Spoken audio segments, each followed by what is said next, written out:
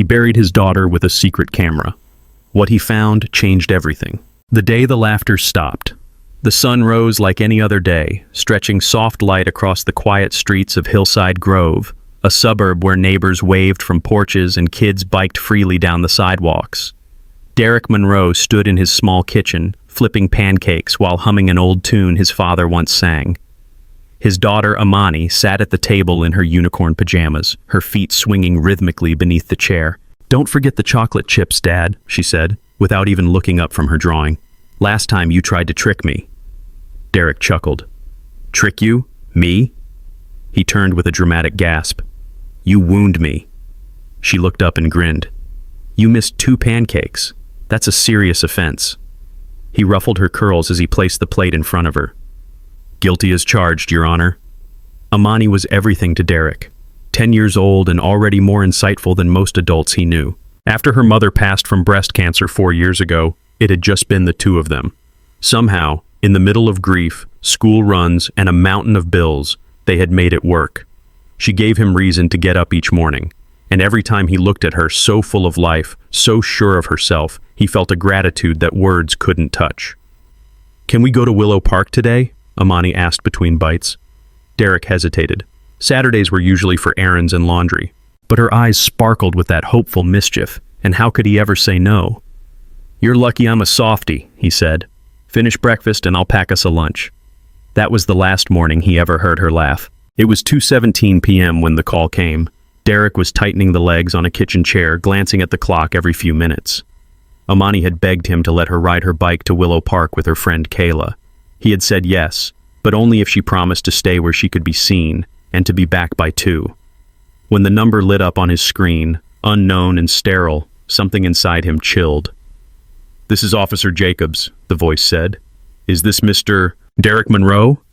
The words that followed didn't make sense at first. Amani, accident, emergency, Meadowbrook Medical Center. He didn't remember the drive. Just the trembling of his hands on the steering wheel, the ringing in his ears, the hospital's beige walls and 2 bright lights, the way the nurse at the reception desk wouldn't meet his eyes. When the doctor finally came to speak to him, she wore a mask of practiced sympathy. Her words were precise. "There was an accident on the jungle gym, a fall. We did everything we could. I'm so sorry." The world cracked. He was aware of people moving, speaking around him. A clipboard was handed to him. There were questions, papers. Someone tried to guide him to a family room, but all Derek could hear was her voice that morning. "Don't forget the chocolate chips." The funeral was scheduled just 4 days later. It felt rushed. The coroner's report listed it as blunt force trauma, a fall from height, a tragedy, but not uncommon. But something in Derek didn't settle. At the viewing, he stood over her tiny coffin, frozen. Amani looked like she was sleeping, but different.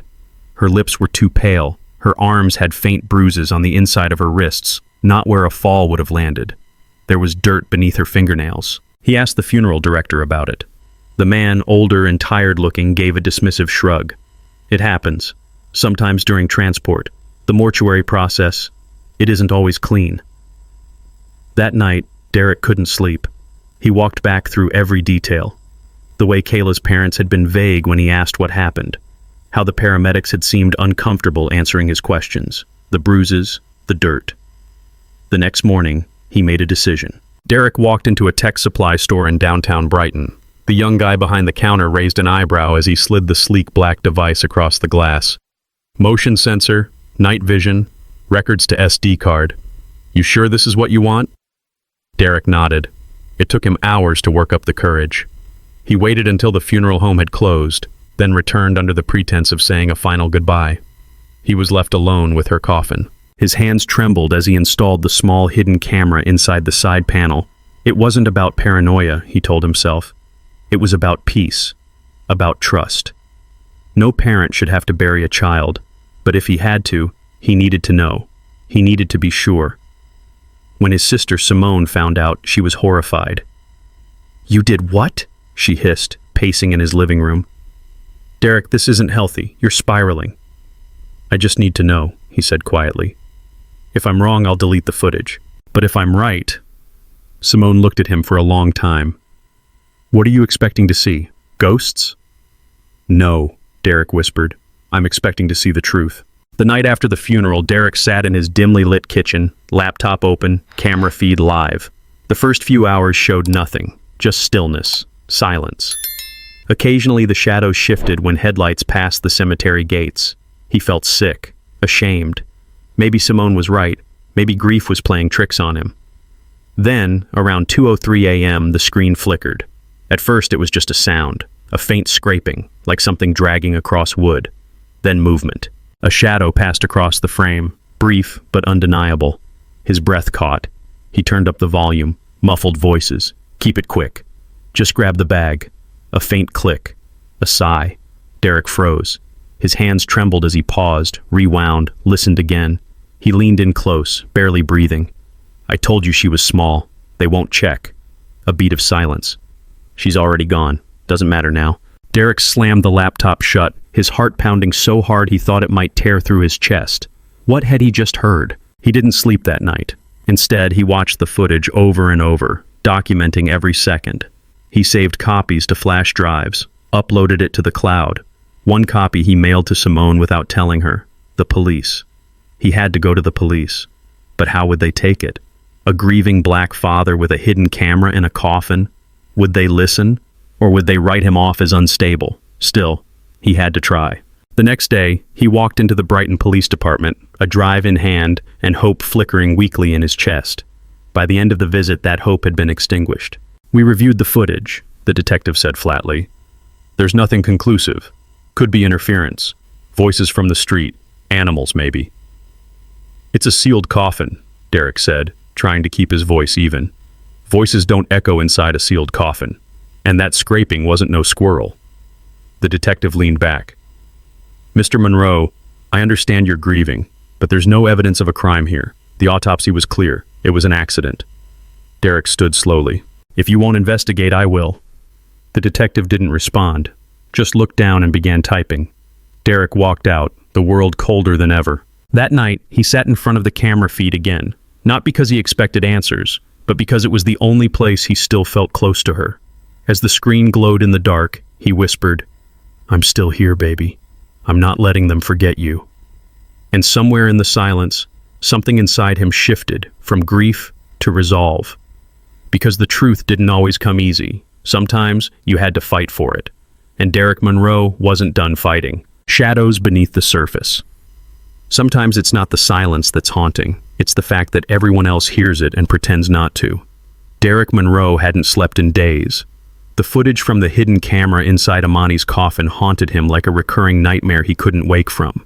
Every scrape, every shadow, every whisper on that grainy tape it played on loop in his mind. He had replayed the voices so many times he could now distinguish 3 different tones.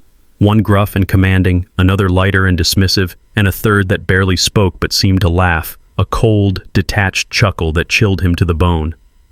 They'll never check. Just get it done. Make it quick. It wasn't just grief anymore. It was rage. But rage didn't open cases. Rage didn't get justice. And so, Derek drove to the local police department, flash drive clutched in his hand, heart pounding like he was about to commit a crime. He explained what he'd found. The officer behind the glass partition, a young white man who didn't bother hiding his exhaustion, took the flash drive with a raised brow and said someone would take a look. Derek offered to stay, to explain more, but the officer waved him off with a non-committal shrug. The next day, the response came. Inconclusive. The audio was too distorted, the movement too faint. There was no official cause to investigate. The bruises and the dirt under Amani's nails? Likely caused during the fall or routine handling. They didn't say it outright, but the message was clear. She's just another dead kid, and you're just another black father who doesn't know how to grieve. Simone Monroe had never seen her brother like this. When she stepped into Derek's house that evening, the first thing she noticed was the silence. No TV, no music, just the soft hum of his old ceiling fan and the distant sound of traffic outside. She found Derek sitting at the kitchen table, the same table where Amani had drawn unicorns and superheroes just a week earlier. He didn't even look up. She sat across from him, placed a hand over his, and said softly, "You have to eat, Dee." He didn't move, just stared at the flash drive in front of him. Finally, he spoke. They said it was nothing, just shadows. Simone didn't ask who they were. She already knew. "I need someone who will actually listen," Derek muttered. Someone who gives a damn. Simone nodded, slowly. Then let's find them. It took 3 days, 20 emails, and 2 slammed doors before they found Julia Reyes. Julia was young, probably too young for what Derek was about to ask her. A local journalist trying to break into investigative reporting, she had a blog that covered social justice issues and police misconduct cases, often with biting sarcasm and fearless questioning. Her office was a corner table in a coffee shop near the university. When Derek and Simone showed up, she looked them up and down, suspicious but curious. "I read your message," she said without introductions. "The part about the coffin camera caught my eye. That's unusual." "It wasn't a stunt," Derek said firmly. "It was the only way I could get the truth." "Then show me," Julia said. They played the footage right there on her laptop. Julia leaned forward, expression unreadable, her fingers hovering over the space bar. When the voices came in, she didn't speak. When the laugh echoed faintly in the dark, she closed her eyes briefly. Then she sat back. "I've seen a lot of videos," she said quietly. "But this doesn't feel like interference." She looked at Derek. "Have you talked to the funeral home?" "They brushed me off, said bruises were normal, called me sir, like it was a favor." Julia tapped her fingers on the table. "Then maybe we don't go to them directly. Maybe we go around them." Over the next few days, Julia began digging. Her first discovery: Monroe & Son Funeral Home had been cited 3 times in the last 5 years for improper handling of remains. Nothing major, just a few complaints from families, all quietly settled. Then, she found something stranger. Monroe & Son had exclusive arrangements with 2 nearby hospitals, which referred over 80% of their deceased to them. In exchange, the funeral home offered discounted services and expedited transport. Julia's eyebrows raised when she read that clause. "They're running it like a fast food chain," she muttered. One night she called Derek. "Do you know if Amani was autopsied at County General?" Derek nodded. "That's where they took her." Julia sighed. "Then we have a real problem. County General has 3 active malpractice lawsuits and a very cozy relationship with Monroe & Son. That's when Simone said what they were all thinking. "This isn't just one mistake, is it? This might be a system." Julia nodded grimly. "And systems protect themselves." Meanwhile, Derek started going through Amani's things, not to grieve, but to remember. In her sketchbook, he found a half-finished drawing: 2 people in the sky, floating above a church, one with big wings, the other holding a little girl's hand. It didn't make sense at first until he saw the small initials in the corner: AM plus MM, Amani Monroe, Marcus Monroe, his father, a man who'd been buried in the same cemetery, a man who died of a stroke a year before Amani was born. Why would she draw them together? He flipped the page, and that's when his blood ran cold. Amani had drawn the same church, the same graveyard, and behind it, a white van with a strange symbol on the side, a symbol that looked exactly like the one on Monroe & Son's business card. His hands trembled. She'd seen something. Or maybe someone. Later that week, Julia called with another lead. A former employee of Monroe & Son had filed a complaint years ago. No lawsuit, just a letter that vanished into HR oblivion. His name was Caleb Dunn, and he'd worked there for 2 years before quitting for personal reasons. It took Julia some digging and a lot of awkward calls, but she found him, working at a construction site 3 towns over. Derek, Simone, and Julia drove out there together. The meeting was tense at first. Caleb didn't want to talk, said he'd moved on, that he didn't want to end up in a box.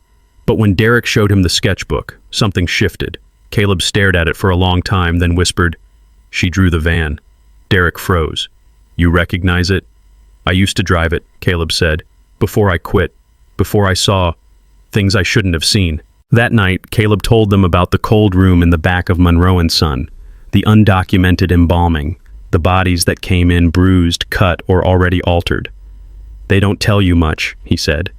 "Just what to say to families. Smile, nod, and never admit anything." "Why'd you leave?" Julia asked. Caleb's voice dropped.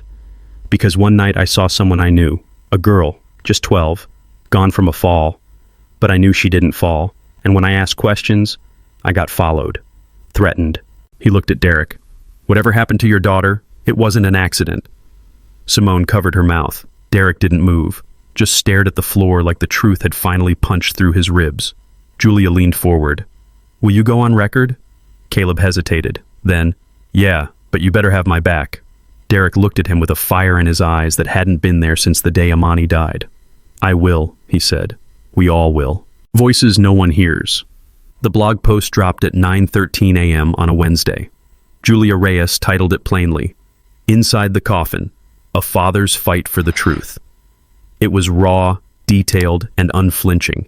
She included screenshots from the footage, excerpts from Caleb's testimony, and photos of Amani's drawings. Within an hour, it had over 30,000 views. By noon, it hit national trending.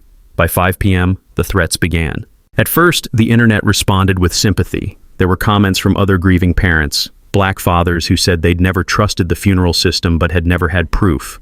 Tweets that said, "This man did what no one else dared. He looked inside the box." But alongside the support came doubt, accusations, hate. Some called it a hoax. Others said Derek was exploiting his child's death for attention. Another conspiracy nut. What kind of father puts a camera in a coffin? This is why we don't take them seriously. Julia warned Derek it would happen. "The truth doesn't trend unless it bleeds," she'd said. "But hold your ground. The ones who matter, they're watching." And they were. By the end of the week, a representative from a civil rights nonprofit reached out. Then came a message from a grieving mother whose son had died in that same cemetery. She remembered seeing strange men by the mortuary van that night, and she was willing to talk. Derek started to feel like maybe, just maybe, he wasn't alone. But someone didn't want the story to spread. It started small. A dead bird left on Derek's porch. Then, a flat tire. A strange man parked across the street for hours, never getting out of his car. Simone found a brick thrown through her window. The note inside was short. "Close the coffin." The police said it was random vandalism. Julia wasn't convinced. "This is pressure. This is someone telling you, stay in your place." Derek met her gaze across the diner table. "They don't know me, Julia. I lost the one thing I had left. I'm already broken. What more can they take?" Julia didn't flinch. "They're afraid, and fear leaves fingerprints." She wasn't wrong. With Caleb's testimony, the article had legs, and Julia's next post went deeper. She exposed Monroe & Sons' financial records, showing falsified invoices and missing death certificates. She found proof that the funeral home was receiving large donations from County General's executive office. And then came the photo. It was from an anonymous email. Blurry, black and white, taken at night. It showed two men, one in a funeral uniform, wheeling a gurney toward a van with the Monroe & Son logo, the timestamp, 2 days after Amani's burial. Derek stared at it for nearly 10 minutes without blinking. "She wasn't at peace," he whispered. "They didn't even let her rest." Julia advised Derek to go public with his face, his voice, his full story. "You've been anonymous long enough. Let people see the father who buried his daughter, not just the footage." Simone wasn't sure. "They already threatened us, Dee. What if they go further?" Derek was quiet for a long time. Then he said, "I'd rather be targeted telling the truth than silent while they erase her." 2 days later, he sat in front of Julia's camera in a borrowed studio. His voice was quiet, controlled, but it shook the world. "My name is Derek Monroe. I'm a father. I buried my 10-year-old daughter, Amani. They told me it was an accident, but I saw things they didn't want me to see. I installed a hidden camera because I didn't believe them. What I found was movement, laughter, whispers in the dark. I've been called crazy. I've been threatened. But I'm not stopping until my daughter gets justice. And if you're a parent, you understand why." The video hit 3 million views in 48 hours. It aired on local news stations. Then national networks picked it up. Hashtags flooded Twitter. #Justice for Amani. Voices no one hears. #Black families deserve answers. It was no longer just one man's fight. It was a movement. But with the spotlight came a new storm. County General issued a statement denying all wrongdoing. Monroe & Son threatened legal action. Their lawyers accused Derek of fabricating evidence and defamation. Then someone hacked Julia's blog. Dozens of files were deleted, her contact list compromised, private messages leaked.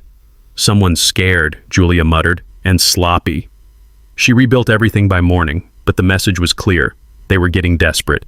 The most chilling moment came one night, just before dawn. Derek woke to a low, buzzing hum. He followed the sound into his backyard and found a small drone hovering just above the fence line, its red light blinking like a warning. He knocked it down with a shovel. It crashed into the grass, camera still recording. Derek picked it up and stared into the lens. "I buried my child," he said aloud, "but I'm not burying the truth." By now, the city was divided. Protests had formed outside Monroe and Son. Others rallied in defense of honest workers under attack. Some said this was another racial witch hunt. Others called it the beginning of a reckoning. Even Amani's former teacher reached out to Simone in tears, saying she'd always wondered why Amani came to school with unexplained bruises.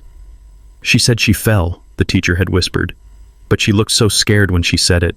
The most unexpected call came from a man named Peter Lang, a retired funeral director who used to work with Monroe and Son decades earlier. He was 72 now, quiet, unassuming. He asked to meet Derek in private. "I've kept my mouth shut for years," he said, sitting at Derek's kitchen table, "but it's time." Lang explained how the business had changed hands, how greed had replaced compassion, how expediting the dead became more important than respecting them. They started cutting corners, pushing bodies through faster, sometimes switching IDs. They figured the poor wouldn't notice. The black wouldn't ask. His voice broke. "I stayed silent too long, but I saw that video. I saw your daughter, and I saw myself in your eyes." He placed an envelope on the table. Inside, old ledgers, handwritten notes, even names. "You didn't imagine this," Lang whispered. "They built a business on what they thought no one would ever question." Derek didn't speak. He just reached across the table and shook the old man's hand. For the first time in months, he didn't feel crazy. He felt heard. The system isn't broken. It was built this way. The morning after Peter Lang's visit, Derek stood at his dining room table staring at the evidence spread before him. There were pages, yellowed with age handwritten ledgers of expedited removals, initials matched to dates, and coded notes about alternate burials. It was a paper trail, a forgotten archive, and it connected decades of silent injustice to what had happened to Amani. Peter Lang had promised more. "This is just the start," he'd said. "Somewhere, someone has the original contract logs. Find those and everything changes." Derek wasn't a lawyer, he wasn't a journalist, but he was a father, and that gave him all the reason he needed. Julia Reyes met with him later that afternoon. She scanned the notes, eyes widening as she read. "This ledger alone could crack the case open," she whispered, "if we can prove a pattern." "But pattern or not," Derek interrupted, "they still don't care, not until it costs them something." Julia looked up. "Then let's make it cost them." She picked up her phone and called her editor. "I'm taking this to the paper." By the following week, the Boston Daily Journal published a front-page exposé, "Buried in Silence, a System Built on the Forgotten." Subhead: How One Father's Fight May Uncover Decades of Neglect. The article laid out Monroe and Son's history, the manipulation of burial logs, and the silence surrounding the deaths of black and low-income families. It didn't take long for it to reach City Council. Councilwoman Anita Bell, one of the few black representatives on the board, demanded a formal inquiry. Within days, a hearing was scheduled. The system, for the first time, was being forced to answer. But systems don't fall quietly.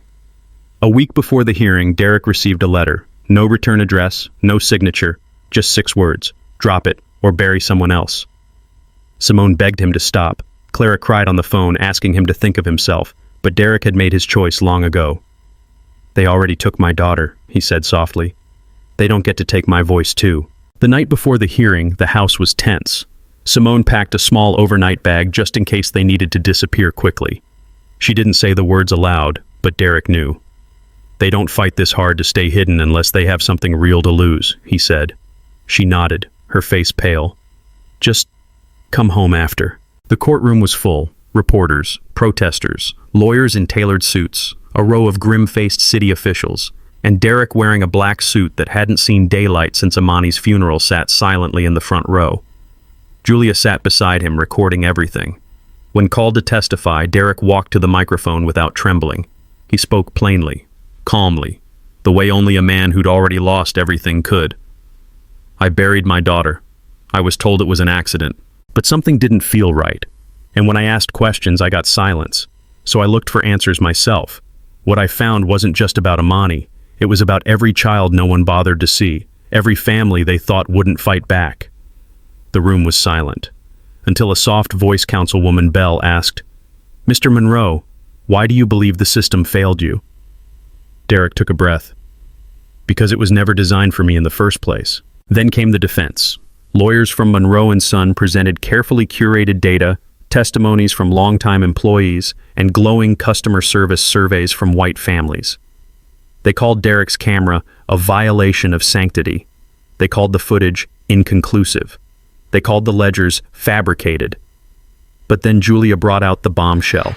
A death certificate from 2002 signed off by Monroe and Son marked with a burial date. Except, the body was later discovered in an unmarked lot 2 counties over. Forgotten. Covered. Mismatched. The courtroom buzzed. Murmurs turned to outrage. Councilwoman Bell leaned forward. "Are you saying there may be other children who were buried improperly?" Julia nodded. Not saying, showing. She held up 3 more death records. Then, the moment that changed everything. Derek requested to play one clip. Just one. From the coffin camera. It was the audio again, but enhanced, clearer, crisper. A man's voice. "Don't make it harder than it has to be. Just get it done." Another voice replied, "Hurry, he's too broke to sue anyway." The silence in the room was thunderous. When the clip ended, no one spoke for several minutes.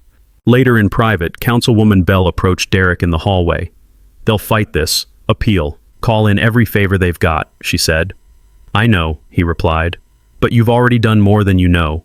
There are families out there watching this, and for the first time, they're not grieving alone." Outside, the protest had grown. People holding signs with Amani's name, children dressed in white, posters that read, "She's not forgotten."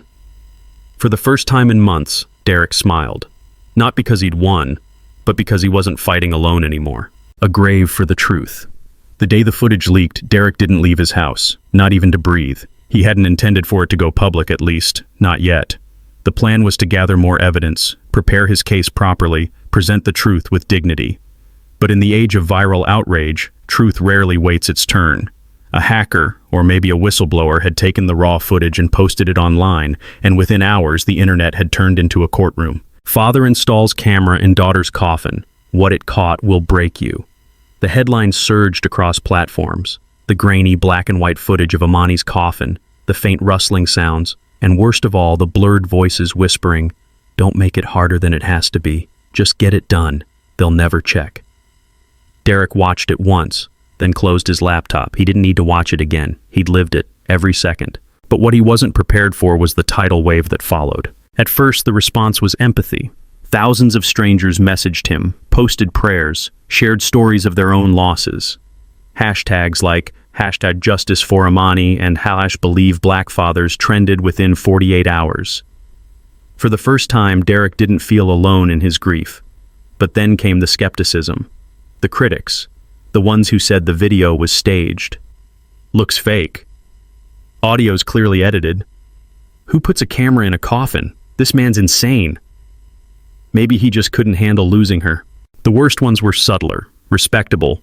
They smiled on news panels and said things like, "We have to respect the grieving process, but let's not jump to conclusions based on ambiguous footage." Derek could handle grief. He could even handle rage. But this attempt to turn his daughter's pain into a sideshow, that burned. He paced the house, room to room, each step louder than the one before. Clara, always the steadier one, watched him with eyes full of concern. "You need help," she said finally. "Not because you're wrong, because you're outnumbered." Derek stopped. "What do you mean?" She handed him a card. Simple black letters on ivory stock. Angela J. Reed, attorney. Civil rights, wrongful death, medical negligence. "She's not flashy," Clara said, "but she doesn't back down." Angela Reed wasn't what Derek expected. She didn't wear power suits or arrive with a legal team. She showed up at his front porch in jeans and a wool coat, holding a thermos of coffee and a stack of folders. "Mr. Andrews," she said, extending a hand, "I read everything. I believe you. Let's talk about what we can prove." They talked for 3 hours. Angela didn't sugarcoat things. She told him flat out, the footage was damning, but not airtight. It raised suspicion. Yes, but suspicion doesn't win a case. Not against a system built to bury mistakes, especially when they involve poor families and grieving black fathers. "You have a truth," she said. "But to win, we need a story that exposes theirs." Angela started digging immediately. She filed a motion to preserve all internal communications from the funeral home and requested the full autopsy file, realizing, to their horror, that the one Derek had been given was only a summary. Meanwhile, public interest swelled. Media outlets demanded interviews. Derek declined them all. He wasn't here for a headline, he was here for Amani. But with exposure came pressure. His job at the construction company placed him on extended leave for emotional health. Some neighbors avoided his gaze. A woman at the grocery store whispered, "That's him," loud enough for everyone to hear. Even at church, his sanctuary, some folks exchanged long glances and short silences. He'd expected to fight the system. He hadn't expected to fight loneliness too. 2 weeks later, a breakthrough came. Angela showed up at Derek's house with a look he hadn't seen before, cautious excitement. "I got a message," she said, "from a man named Desmond Green. He used to work the night shift at Glenfield Funeral Home. Says he saw something, and that it's been haunting him since." Derek leaned forward, breath caught in his throat. "Did he say what?" Angela nodded slowly. "He says Amani moved." They met Desmond in a small cafe 2 towns over.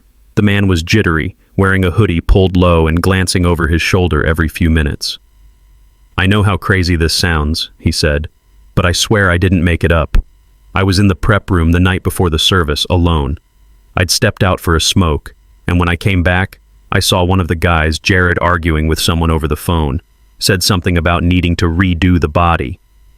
Derek's heart pounded. "Redo?" Desmond looked pale. "Like, the bruises were too visible. The hands were wrong. He said it looked like she'd been buried before." He paused, then added, "And then later, I swear, I heard her cough." The table went silent. Angela spoke carefully. "You understand how serious that is?" Desmond nodded. "That's why I'm talking now. They told me I was hearing things. Said if I spoke up, I'd lose my job. And I did. 3 days later. No severance.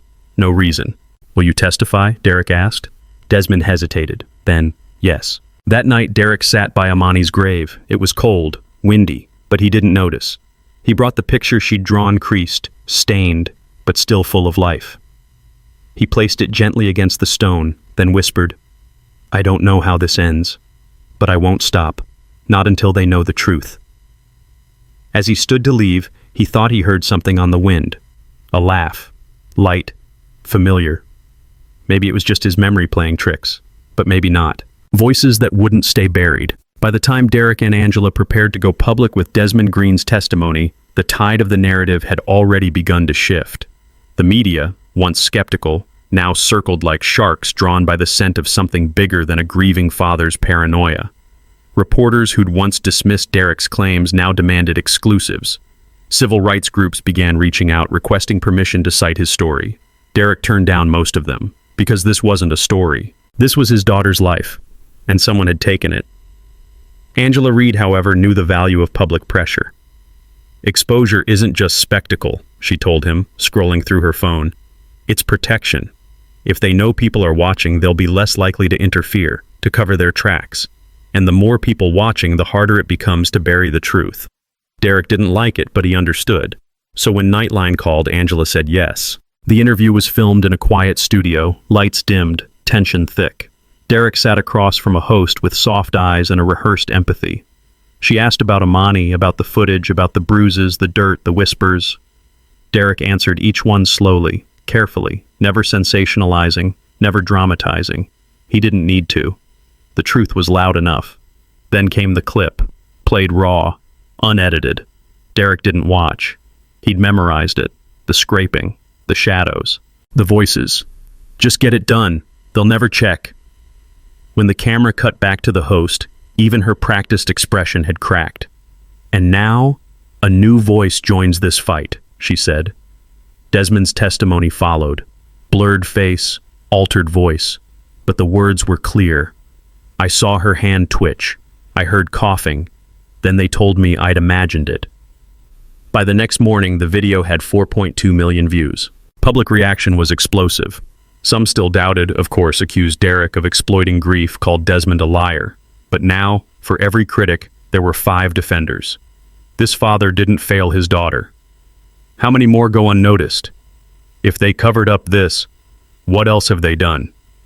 A second witness came forward, then a third, both anonymous, both former employees. One had worked cleaning the prep room. The other, a former groundskeeper at the cemetery. He claimed he once saw two men digging up a grave after hours. For maintenance, they'd said. Only now he wasn't so sure. The pressure finally forced the DA's hand. Glenfield Funeral Home was placed under formal investigation. The city exhumed two other bodies. Families that had seen bruises too had felt uneasy, but never dared to question. And in both cases, evidence emerged of mishandled remains, improper storage, even signs of previous tampering. But not Amani's. When Derek asked why, the answer was sharp. She was cremated, they said, as per the family's signed request. What? He nearly blacked out right there in Angela's office. She had to steady him with both hands. That's not possible, he said through clenched teeth. She was buried. I saw the casket go in the ground. I watched the dirt fall. Angela's face was pale. She pulled up the funeral documents, the burial order, the death certificate. Everything said the same thing, cremated. It took 3 phone calls and 2 subpoenas before the truth cracked open. The burial had been faked, at least in part. The funeral home had told Derek the body was in the casket, but in reality, they'd used a weighted box and buried it without Amani inside. She'd been moved to a separate facility and cremated without authorization. The camera footage? It had captured a different timeline altogether. Angela pieced it together. Amani's body was prepped the night before the funeral. Something happened, a mistake, or something darker. The staff panicked, covered it up. They cremated her the next day after the fake burial. The casket buried that day was never opened. Not by family, not by the cemetery. Derek's knees buckled when he heard. I buried an empty box, he said, voice hollow. I said goodbye to a lie. Angela didn't say anything. She just sat beside him and let him feel it. The public was furious. Even those who had doubted Derek now called for arrests. The footage, the testimony, the falsified records, it all pointed to something more than negligence.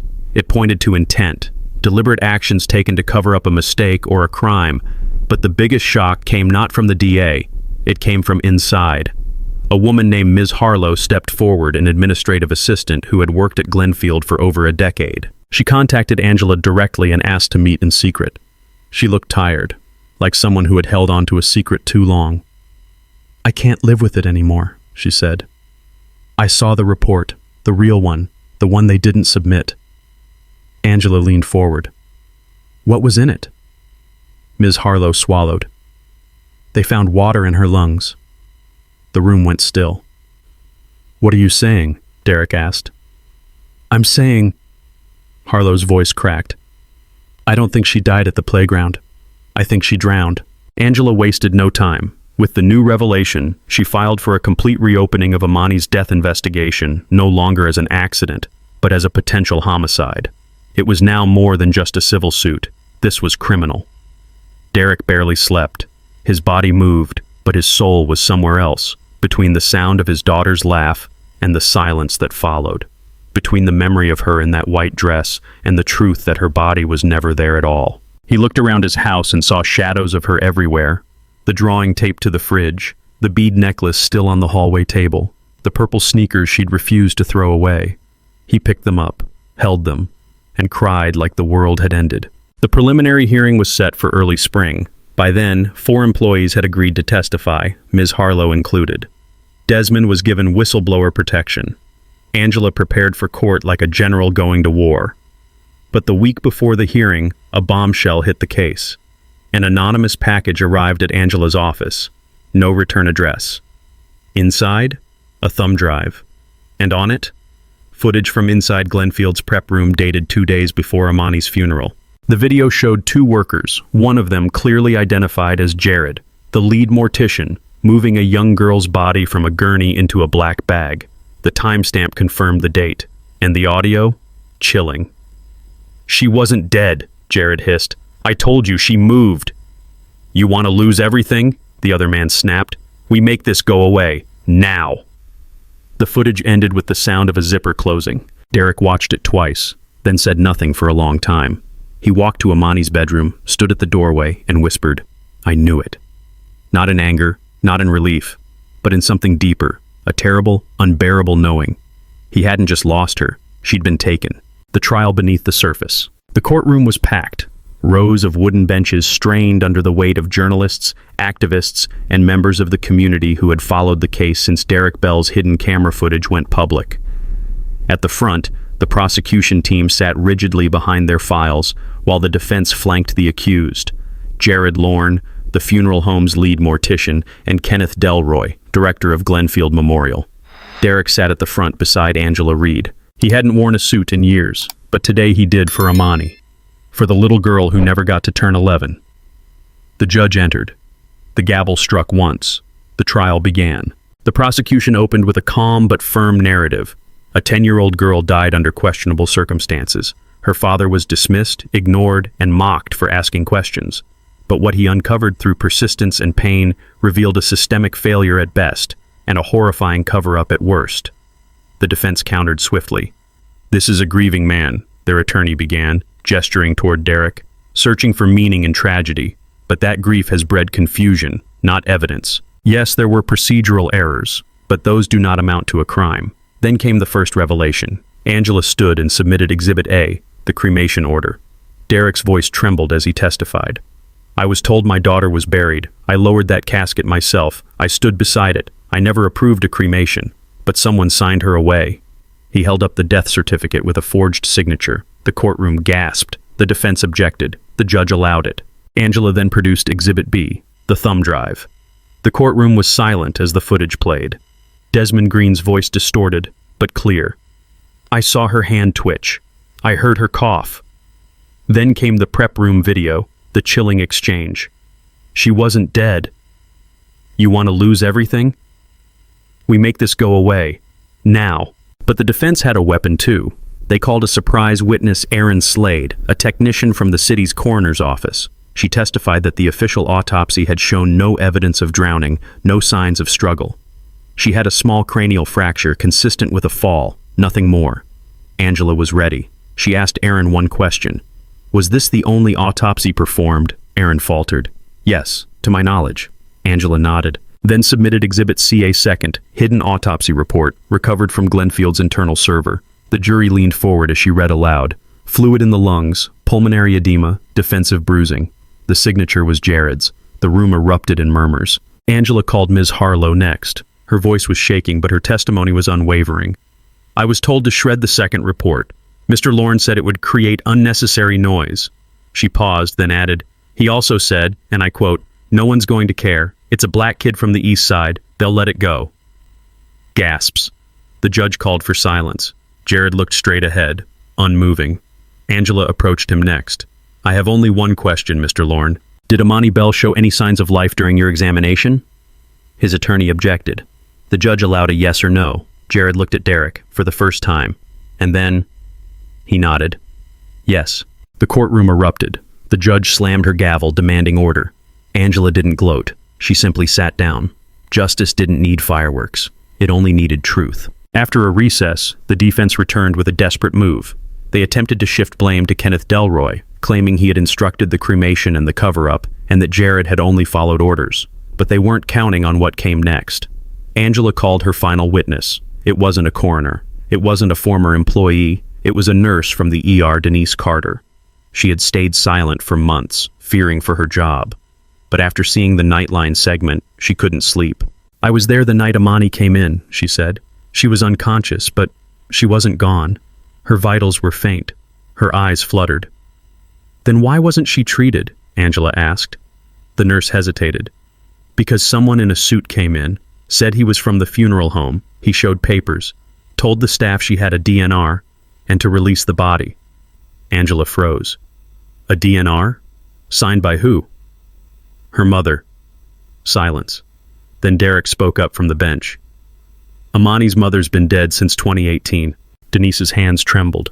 "Then it was forged." The prosecution rested. The judge allowed the jury to deliberate. 2 hours later, the verdict returned. Guilty, on all counts. Jared was led out in cuffs. Kenneth Delroy paled and collapsed into his seat. Derek didn't cheer. He didn't cry. He just sat there, staring at the empty witness stand, where no little girl ever got to testify. In the days that followed, people called him a hero. Activists demanded changes to how post-mortem cases were handled. Glenfield shut down. Lawsuits piled in. But Derek's thoughts weren't on any of that. He thought of Amani's favorite song, the way she insisted on double knots in her sneakers, the giggle that bounced off the hallway walls. He visited her grave every evening now, and whispered the same thing. "I didn't stop, baby." And she, in his heart, whispered back, "I know, Dad." The legacy of her name. Amani's name was finally cleared. The courtroom echoed with the sound of the verdict, and for a brief moment, it felt like the world had tilted back into place. But justice, Derek soon realized, didn't bring silence. It didn't bring sleep, and it didn't bring his daughter back. He left the courthouse not with celebration in his heart, but with a weight that felt somehow heavier, because now he had the truth, and still, the absence remained. The day after the trial, he returned to Amani's grave. No cameras, no journalists, no statements to prepare, just him, the quiet morning air, and the soft rustle of leaves overhead. He crouched beside the stone and whispered, "We won, baby. But that's not enough. Not yet." He didn't know what enough looked like, but he knew this. Her name would never be forgotten. Her face would not be buried in silence. 3 weeks later, the city council reached out. Public outrage following the trial had sparked something. There were talks of new laws, better oversight of funeral homes, stricter accountability for post-mortem care. A petition had begun online calling for Amani's law. Local journalists wanted interviews. Grieving families from across the country sent emails to Derek, sharing their own stories. He read each one. Some made him cry, some made him angry. All of them gave him purpose.